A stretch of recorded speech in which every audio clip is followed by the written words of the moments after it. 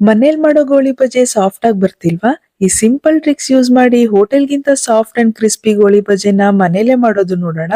ಬೇಗ ನನ್ನ ಪೇಜ್ ನ ಫಾಲೋ ಮಾಡಿ ಈ ವಿಡಿಯೋ ನೋಡಿ. ಪಾತ್ರೆಗೆ 2 ಕಪ್ ಮೈದಾ, ಚಿಕ್ಕದಾಗಿ ಕಟ್ ಮಾಡ್ಕೊಂಡಿರೋ ಒಂದು ಈರುಳ್ಳಿ, 5 ಹಸಿ ಮೆಣಸಿನಕಾಯಿ, ಚಿಕ್ಕದಾಗಿ ಕಟ್ ಮಾಡ್ಕೊಂಡಿರೋ ತೆಂಗಿನಕಾಯಿ, 1 ಇಂಚ್ ಶುಂಠಿ, ಸ್ವಲ್ಪ ಕರಿಬೇವಿನ ಸೊಪ್ಪು, ಸ್ವಲ್ಪ ಕೊತ್ತಂಬರಿ ಸೊಪ್ಪು, ಅರ್ಧ ಸ್ಪೂನ್ ಜೀರಿಗೆ, ರುಚಿಗೆ ಉಪ್ಪು, 2 ಸ್ಪೂನ್ ಸಕ್ಕರೆ, ಅರ್ಧ ಸ್ಪೂನ್ ಬೇಕಿಂಗ್ ಸೋಡಾ ಹಾಕಿ ಒಂದ್ಸಲ ಎಲ್ಲಾನು ಮಿಕ್ಸ್ ಮಾಡಿ. ನಂತರ ಇದಕ್ಕೆ 1 ಕಪ್ ಮೊಸರು ಸೇರಿಸ್ಕೊಂಡು ಮಿಕ್ಸ್ ಮಾಡ್ಕೊಳ್ಳಿ.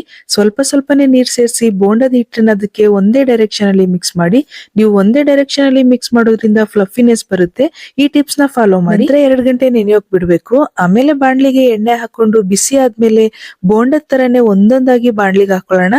ನಂತರ ಇದನ್ನ ಮೀಡಿಯಂ ಫ್ಲೇಮ್ ಅಲ್ಲಿ 2 ಕಡೆ ಬೇಯಿಸಿದ್ರೆ ಸಾಫ್ಟ್ ಅಂಡ್ ಫ್ಲಫಿ ಆದ ಗೋಳಿ ಬಜೆ ರೆಡಿ ಆಗಿದೆ. ಸಂಜೆ ಟೀ ಜೊತೆ ಮಕ್ಕಳಿಂದ ಹಿಡಿದು ದೊಡ್ಡವರವರೆಗೂ ಎಲ್ಲ ಇಷ್ಟಪಡೋ ರೆಸಿಪಿ ಇದಾಗಿದೆ. ನೀವು ಈ ರೀಲ್ ನ ಸೇವ್ ಮಾಡ್ಕೊಂಡು ಒಂದ್ಸಲ ಟ್ರೈ ಮಾಡಿ ಹೇಗಿತ್ತು ಅಂತ ಕಮೆಂಟ್ ಮಾಡಿ.